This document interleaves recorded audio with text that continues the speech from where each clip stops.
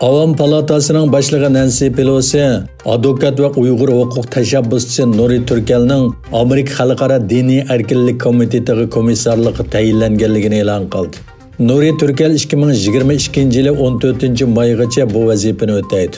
Amerika Xalqaro Diniy Erkinlik Komitetining raisi Tony Perkins, biz Nuri Turkelning komitetga tayinlanishini qarshi olamiz. Turkel efendi advokat ve kişilik hukukni tashabbus qiluvchi sifatida muhim tajribaga ega bo'lib, uning komitetning xizmatidagi zo'r boylig'iga aylandi. U bo'libmi Xitoy va boshqa joylardagi Uyg'ur musulmonlarining qiyinchiligi haqida tushuncha va ma'lumotlar bilan ta'minlaydi. Turkel madaniyat inqilobining yuqori pallasida Qashqarda tug'ilgan. U 1995 yili Amerikaga o'quvchi bo'lib kelgan va 1997 yili panohlikka erishgan. U Amerikada o'qigan tunji Uyg'ur advokat. Turkel xalqaro munosabatlar bo'yicha magistrlik unvoni va Washingtondagi Amerika universitetining qonunshunoslik unvoniga erishgan.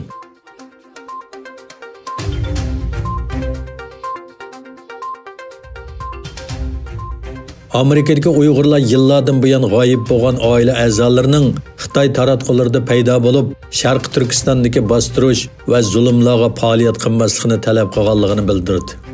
Bu xil ahvolga uchirganlardan biri Amerikada yashayotgan Samira Iminit.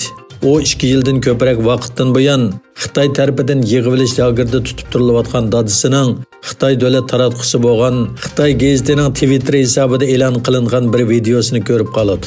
Bostonda yashaydigan 27 yoshlik sahiya xodimi Samira mundaq dedi. 3 yillik vaqtdan keyingi tunji suhbatimizda dadam mendan Twitter qatorliq munbarlardagi yo'llagan mazmunlarni o'chirib etishimni va qayta bir narsa yo'llamasligimni talab qildi. Amerikaning Virginia shtatidagi Uyg'ur Amerika birlashmasining raisi Quzzat Altay 68 yoshlik dadisi Mehmet Qodirni 2 yildan buyon tunji qitim bu yil yanvarda Xitoy taratqusi Yer shari vaqt gazetida ko'rdi. O 2 yildan buyon hayot yoki emasligini bilmaydim. Tuyuqsiz dadamning Xitoy kanalida faoliyatimizni to'xtatishimizni, bo'lmasa ota-bolliqdan kechadiganligini so'zlayotganda ko'rdim dedi. Quzzat Altay dadisining yerim paralish bo'lib qolganligini va bu so'zlarni yodlab aytayotganligini bildirdi.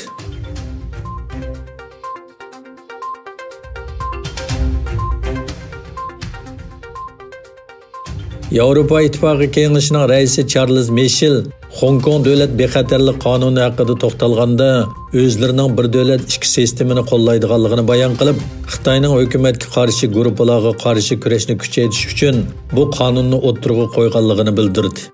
Michel Yaponiya bosh ministri Shinzo Abe bilan sinalg'i yig'indan keyin axborotga bayonot berdi.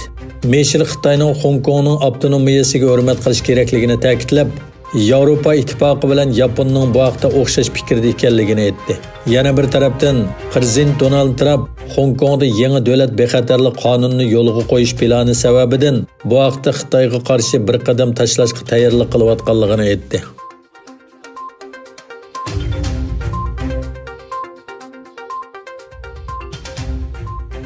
Amerika prezidenti Donald Trumpning 11 oydagi prezident saylamigacha Afg'onistondagi barliq Amerika askarlarini chekintirishni planlayotganligi, Davlat mudofaa ministrligi 5 burchaklik binoning bu masalani planlayotganligi o'tirg'i qo'yildi.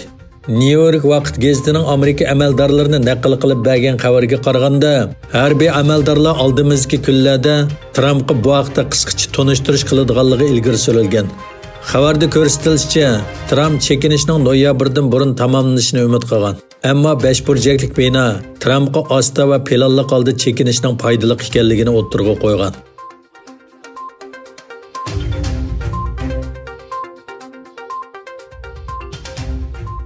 Amerika Qo'shma Shtatlari Afrika qo'mondonlik organi Afrigom Rossiyaning Liviyadagi ishki urushda general Xalifa Xaftarning askarlari bilan urush qilgan yollanma Rossiya askarlarini qo'llash uchun Liviyaga kurashchi aeroplan avatganligini o'tirg'i qo'ydi.